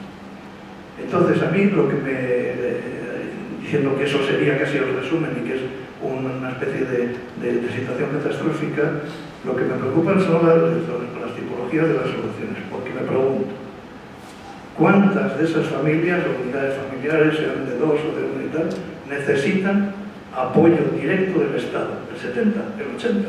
No lo sé. Esto es una pregunta, pero supongo que muchísimas, ¿no? Entonces, una de las cosas que... Tú has hablado, por ejemplo, de los males de la hipoteca inversa. Y estoy de acuerdo con lo que has dicho. En cierta manera es la desvalorización del bien precisamente para hacer negocio. Pero hay una cosa mucho más complicada en eso, que es el riesgo financiero.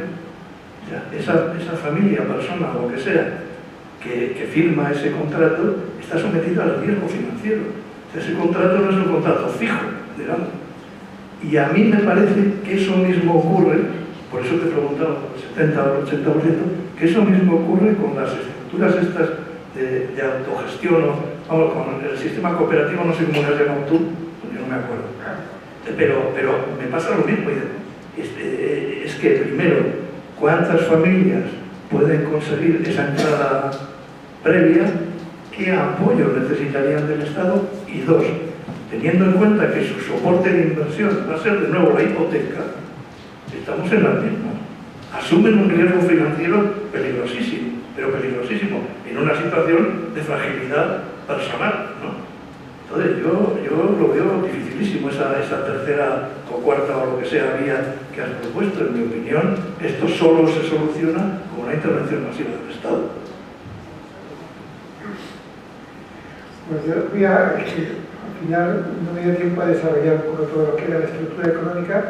La estructura económica hay dos tipos, es decir, hay una vivienda pública, hay un cohousing público y hay un cohousing privado, ¿no? En estos momentos todavía no ha aparecido, digamos, la propuesta, por lo menos en el caso de Madrid, en el caso de la Comunidad de Madrid. Las pocas que conozco son Barcelona, la ciudad de Barcelona, que ha desarrollado una propuesta fehaciente, digamos, de llevar a cabo un cohousing público, un COSAC público. Las cuentas son las siguientes en este momento para nosotros y la asociación en la que estoy, que se llama Liliano, y la que llevamos como 12 años intentando salir adelante y llevar adelante este proyecto. Las cuentas serían una entrada que podría estar en torno a los Depende un poco de los costes de la construcción que se han disparado. Entre 30.000 y 45.000 euros de entrada, que es lo que no cubre la hipoteca, y una hipoteca en la cual solo hay un tipo de banco, y hasta ahora hemos encontrado solo un banco que no la facilite, que es fiable. Y ninguno de los demás bancos está dispuesto a financiar una experiencia de este tipo. Pero es que además, es decir, el coste, incluso el interés que nos ha planteado, a mí me parece un poco elevado, en principio a hablar del 3%, con lo cual, del coste de hipoteca, lo cual pues me parece elevado, pero bueno, es el coste que está bien también un poco ahora en las hipotecas, es decir, con la relación del mismo.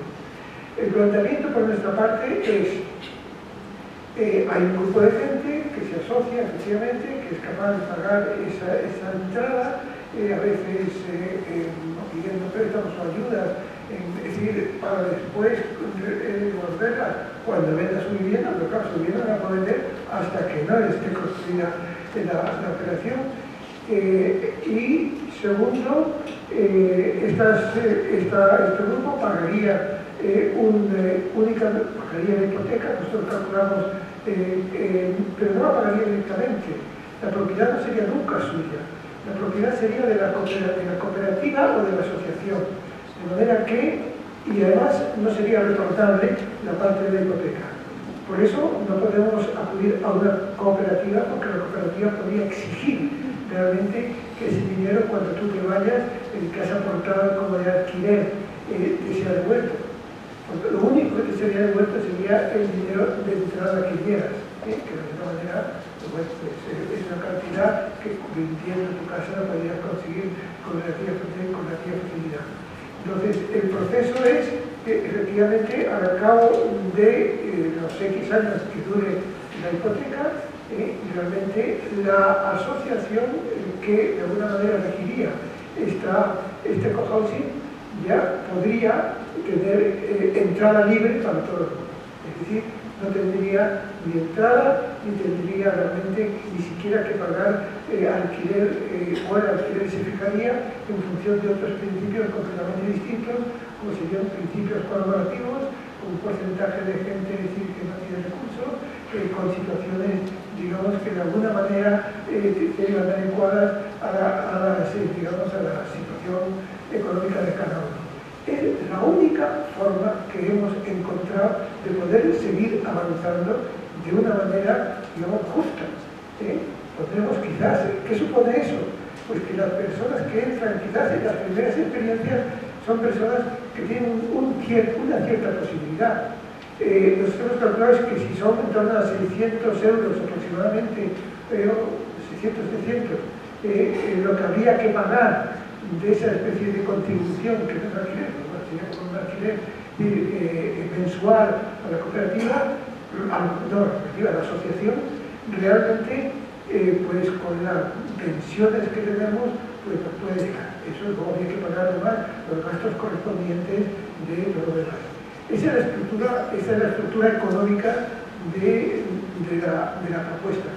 Esta estructura económica, que claro, es la única que nos queda para decir, o hasta que de alguna manera se pueda desarrollar un cohousing público en el que de alguna manera los fondos públicos pudieran cubrir esa primera pago que de alguna manera no es el 20% o el 30%, el 20 y el 30%, porque tampoco nos prestan mucho más del 70% el banco, el único banco que hemos encontrado, sino que lo pondría ahí. Y entonces se quedaría únicamente el alquiler y ahí entraría de cualquier manera en una situación de ayuda como puede ser cualquier esta situación difícil de pagar alquiler.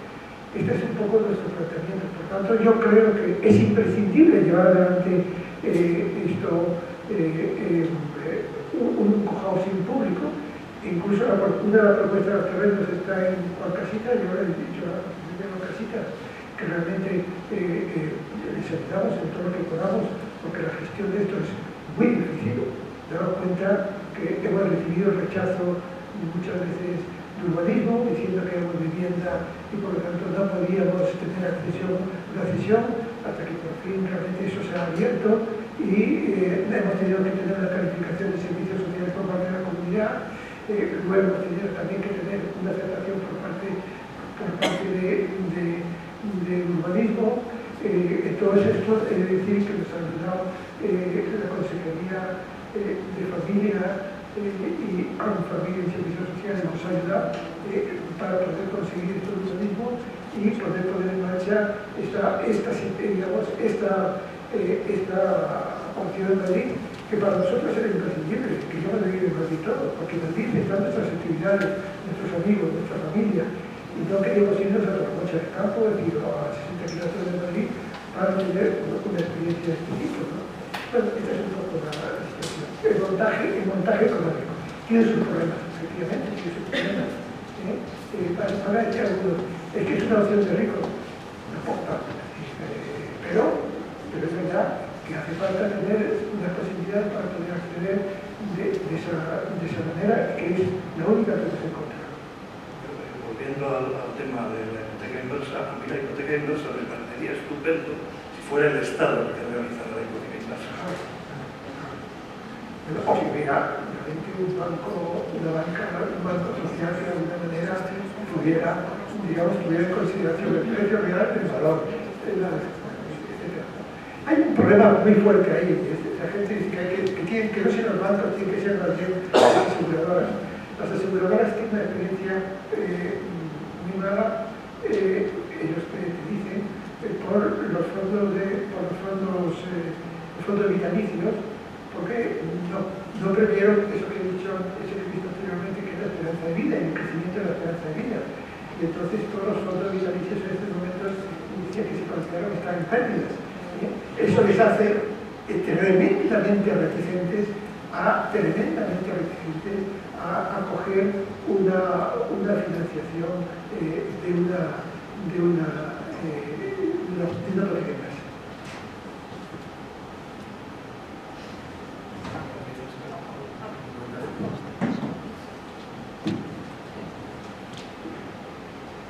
A mí es que todo esto me parece muy sorprendente.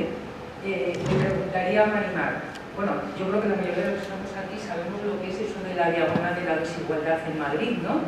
Que no es que los del norte vivan mejor porque vean, sino que hay claramente una diagonal que separa este y oeste. Marimar, ¿tú crees que en esa diagonal existe la hipoteca inversa? ¿Tú crees que los habitantes de Vallecas, de Carabanchel, de Aluche, de Villaverde tienen capacidad de pensar siquiera que puede existir para ellos la hipoteca inversa? Cuando antes decía Paco, bueno, y también Jesús dice, puede haber toda un enorme grupo social que son ricos en patrimonio y pobres en activo. En Madrid yo creo que hay una enorme población que son pobres en patrimonio y pobres en activos.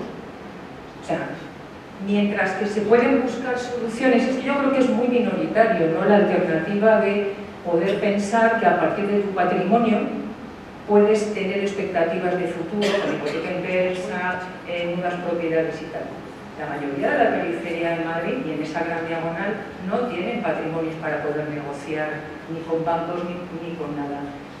Eso es una cara oscura, pero hay otra cara que tú nos has puesto de manifiesto, y es que hay determinadas contingencias en las que pasan cosas. Es verdad que hay muy poco músculo social, pero resulta que de vez en cuando pasan cosas. Casualmente pasan cosas, se han pasado ahí, y han pasado en San Blas, y han pasado en tal. Entonces, las búsquedas de soluciones a partir de lo ya conocido, o sea, nos da un panorama difícil. En una ciudad como Madrid, en donde no hay ninguna posibilidad en este momento, ¿no?, con políticas neoliberales, en donde encontrar posibilidades de viviendas para jóvenes es una utopía, es vivir en el país de los unicornios, pensar todas las soluciones para mayores me parece que es igualmente una utopía. O sea, es muy difícil resolver eso, pero es muchísimo más difícil en esa diagonal de la desigualdad. O sea, hablar de Madrid en estos casos y hablar de los cuidados es infinitamente más difícil y más desolador en esa diagonal hacia la gente que no tiene patrimonio. O sea, tú vas a cualquiera de las vecinales de San Diego y le puedes decir al otro que se da una hipoteca inversa. O sea, es que le da la risa. ¿Por qué las casas en esos lugares ni siquiera el patrimonio vale? Entonces, bueno, yo creo que en todos estos debates hay que, no sé, ver qué soluciones. Antes cuando decía el compañero, ¿no? Tú conoces la situación, por ejemplo, en Canadá. Nosotros lo hemos conocido en Japón, donde los estudiantes también te dicen que además de sus estudios universitarios, cosas como la donación de sangre, los trabajos sociales, o sea, es que todo es público. Quiere decir que hay determinados cambios sistémicos que se tienen que iniciar para poder ver si se desarrollan, que son importantísimos. Entonces, bueno, simplemente un comentario alrededor de todo esto. Es necesario dar un salto creativo, o sea, el talento comunitario. Cuando piensas que ya está todo perdido, pues hay veces que no está todo perdido. Fíjate lo que nos cuentas tú, ¿no? Todos hemos conocido de qué manera han surgido estas historias, ¿no? Cuando Andrés decía, es importante saber que la pandemia, o sea, el día 8 estamos todos de marzo dando saltos y 4 días después se nos vino el mundo encima. Pues un día después pasaron cosas. Con esto no quiero como abrir falsas expectativas, pero quiero decir que podemos a lo mejor tener todavía esperanzas en el ser humano, no en los bancos, no en las expectativas hipotecarias, porque no nos lo van a resolver. O sea, podemos dar muchas vueltas al tema, pero probablemente hay que... todo esto es que me anima muchísimo ver a gente joven aquí. Entonces, creo que hay que exigir de ellos soluciones innovadoras. O sea, de los bancos vamos a conseguir poco, pero a todos los jóvenes de aquí sí que os digo. O sea, estáis viendo cómo esas cosas pasan. Pero no pasan porque sí. Pasan porque hay una base, porque hay un compromiso, porque hay un deseo. Bueno, pues habrá que ver de qué manera hay que fomentar, ¿no? Esos deseos, esas pulsiones, esas... bueno, en realidad en Vallecas las cosas no pasan porque sí. O sea, en Vallecas las cosas pasan porque tenemos un histórico, lo llevamos en el ADN, venimos de población que llegó a Madrid y tuvo que construir sus propias casas y somos los nietos y las nietas de aquella gente. Entonces, si ellos pudieron conseguir que ahora tengamos alumbrado, que tengamos alcantarillado, que tengamos casas, pues seguramente nosotras podamos conseguir que en el futuro la gente siga teniendo casas y tenemos que ocupar todo Valle. Ocuparemos, no lo sé. Pero yo sí que tengo bastante fe. Yo te quería decir una cosa sobre el tema de política inversa. Fíjate lo de la Eje de Madrid,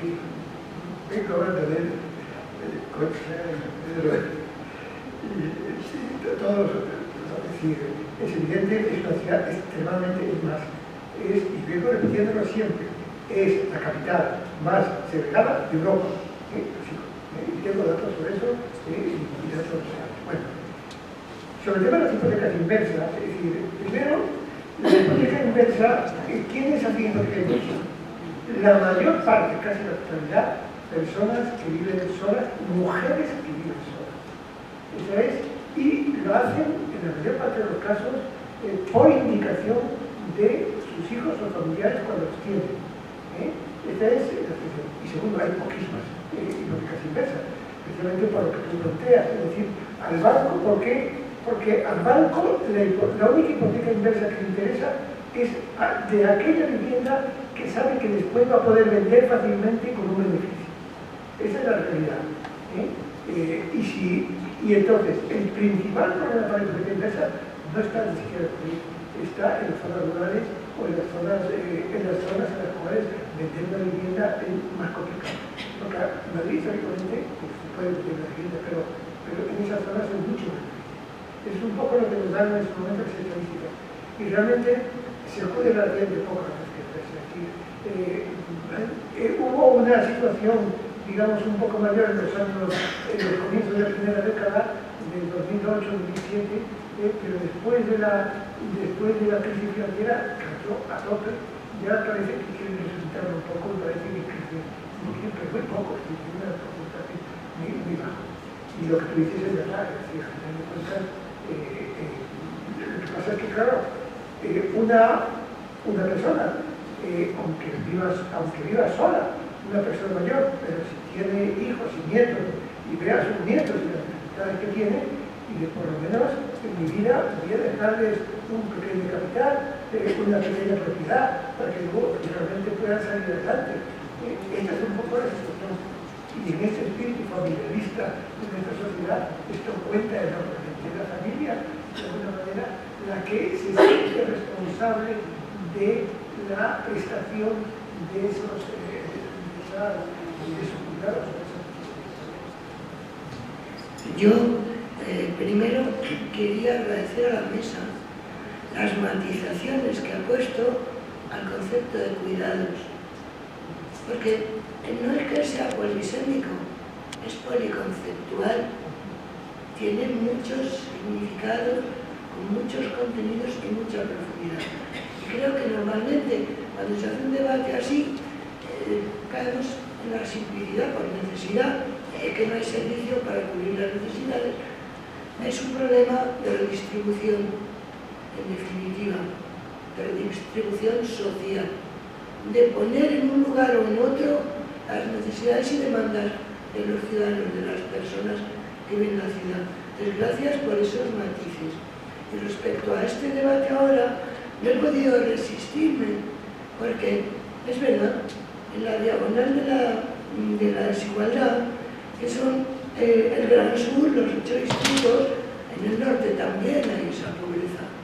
Pongo como ejemplo un barrio que se parece a uno, tiene el mismo nombre que uno de mi distrito, San Cristóbal. San Cristóbal, que está enfrente de La Paz, y el santo no da para mucho, porque siempre que le ponen el nombre a un barrio, tiene problemas. Ese santo es un gafe. Pero en la diagonal en concreto, es que lo de la hipoteca inversa, claro que no.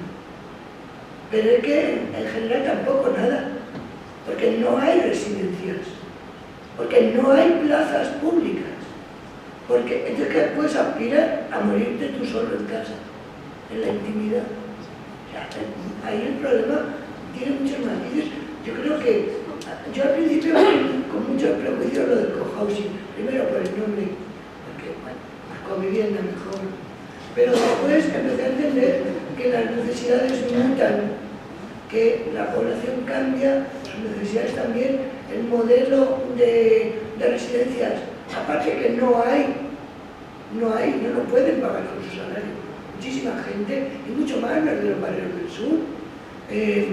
Ese modelo está caduco. Después del COVID es un modelo muerto, porque son cárceles para mayores, no distinguen, homogeneizan, como si todos fueran dependientes. Les dicen que coman sin sal y los tienen allí esperando a la muerte, como decía mi padre.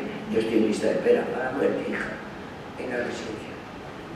Entonces, creo que yo entendí lo del cohousing viendo ese panorama como una falta de redistribución en la ciudad de Madrid. Si el sistema fuera público, como estaba siendo en Barcelona, que se explicó en unas jornadas en las que intervino también Jesús, el sistema cambia. Si no, la gente de mi barrio, no solo por la hipoteca inversa ni reversa, es decir, es que no podrían acceder, porque incluso su patrimonio suele ser vivienda social, en muchos casos de la recuperación.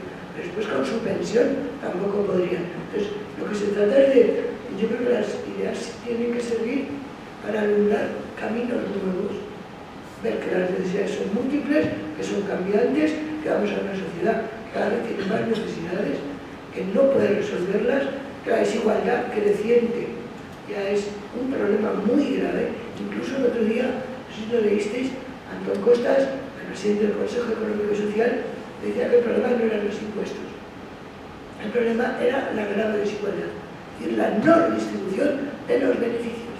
Cuando se habla de redistribuir, se habla de los salarios como un problema. Perdón, el problema deben ser los beneficios, que usted no está dispuesto a que se lo recorten. Eso es yo creo que hay que centrarse un poquito más.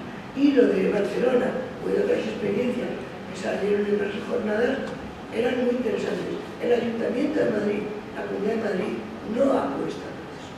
Ya sea en sectores de renta media, media alta, como esta cooperativa, como en sectores a los que ni siquiera les da una residencia, una plaza de residencia en los últimos años de dependencia de su vida. Y por eso creo que debemos hacer enfoques integradores, porque la segregación es un peso más. Si no, pesa la edad, pesa el sexo y pesa la condición social, el nivel de renta.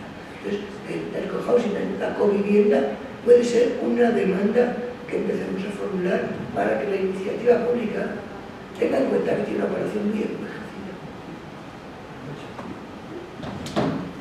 Yo quisiera decir una cosa, que en este momento la Comunidad de Madrid financia en torno a un 15 o un 17% de las personas que están en residencia. Financiación de 2.200 euros al mes. Bien, yo el otro día llamé a Vallesor, oiga, quiero ir ahí, ¿cuánto me cuesta? Es decir, una plaza ahí, 3.200 euros al mes. Y esa es la realidad que hay. Y ante eso no encontramos, al menos en Madrid, alternativas. Yo planteo que para dentro de esos 15 años, que va a haber 50% más, tenía que haber una inversión para cubrir lo que hay, una inversión de 120 millones anuales en nuevas instituciones, nuevas residencias o nuevos cohousing o vivienda colaborativa, y además doblar el presupuesto actual, simplemente para mantener la situación que hay, diferenciando lo equivalente al 17% de los espacios. Esta situación es muy grave. Entonces, de alguna manera, yo planteo que un cohousing público es mucho más barato, porque la gente se gestiona y necesita más personal, la gente tiene cuidados entre ellos y necesita realmente menos, y porque al final, incluso pagando el edificio, sale bastante más barato que una residencia privada, como son la mayoría de las que hay. Sí, siguiendo con eso, Jesús, vamos a ver. Yo quería dar un poco de salto a poner nombres políticos a las cosas. Entonces, aquí se ha puesto en valor, y es muy importante, el tema de los movimientos sociales que significan que tiendan a la autogestión. Se está poniendo en valor, lo ha dicho sobre todo Pau y tú, el tema de la necesidad de servicios públicos. En este caso también, no solo en la educación, en la sanidad, que lo estamos luchando todos. Y lo que pasa es que, echando patas un poco en la historia para ver cómo ha surgido todo esto y por qué estamos donde estamos o hacia dónde vamos, yo me acuerdo de los estudios que hacía Vicente Navarro a finales del siglo pasado, diferenciando las sociedades socialdemócratas, las de base católica o de autoritario catolicismo y los liberales. Entonces, el tema es que cuando dices que España es familiarista y que es un estado de bienestar cutre, es por eso. O sea, España, aunque parezca utópico, pues desde el año 36 hasta el 75, pues era un país nacional catolicismo, en donde la familia y la caridad es lo que imperaba en el planteamiento general, y que no le interesaba el estado de bienestar, en absoluto. Mientras tanto, en otros países europeos se desarrolló, desde la Segunda Guerra Mundial sobre todo el estado de bienestar basado fundamentalmente en el sector público, en una política fiscal más justa, en una política salarial y demás. En España, cuando intentamos, después de la muerte de Franco, meternos en ese mundo socialdemócrata de crear, hasta en cierta medida, ¿no? de ir creando nuestro bienestar, nos dura 10 años y caemos en la tercera familia de cosas, que es el neoliberalismo. En Inglaterra o en Estados Unidos, y Lakoff lo contaba muy bien cuando habla de los marcos culturales y políticos en en la sociedad de Estados Unidos, hay las familias con ideología colaborativa y las familias competitivas, las más liberales, o sea, las más republicanas, liberales, competitivas, que sean los hijos a la posible, pero a arrasar con todo, el que vale, y los demás que se unan, y la ideología más colaborativa, que es la familia que ayuda a los hijos a autorrealizarse y a apoyar a los demás y demás. Y es muy esquizofrénica la sociedad en ese sentido. Estamos viendo ahora cómo se está radicalizando en Estados Unidos estas cosas, ¿no? Entonces, aquí, con el PP y a partir de los años 80 y 90, pues nos hemos metido a abandonar la trayectoria de intentar nuestro bienestar y todo mejorando para pasar de nuevo de lo familiarista católico de nuestra base cultural, sumado al neoliberalismo de despreciar a todo el que no sea capaz de tener un patrimonio y una riqueza. Entonces, yo creo que es importante, o sea, esto se combate, y vuelvo al principio, con movimientos sociales que empoderen a la gente, que se autogestionen, que se hagan cargo de cosas y que reclamen como las mareas. O sea, no se trata, o sea, no somos claridad, salimos a la calle a mostrar números, porque es que si no, se los come. Entre la base familiarista que ahora recupera PP y Vox y la base neoliberal, que de alguna manera tienen también estos, e incluso parte del PSOE, pues entonces al final nos encontramos con que no vamos a poder llegar a ningún sitio. Yo quería decir una cosa así. Quizás yo no empiezo a hablar, pero tenía que haber dicho liberal familiarismo a este grupo de países. Es decir, en un proceso en que cada vez más la familia es incapaz de prestar los cuidados que tenía. Es decir, los cuidados sobrecaían sobre la mujer. Y cuando la mujer se incorpora al trabajo, pues ya no puede prestar sus cuidados.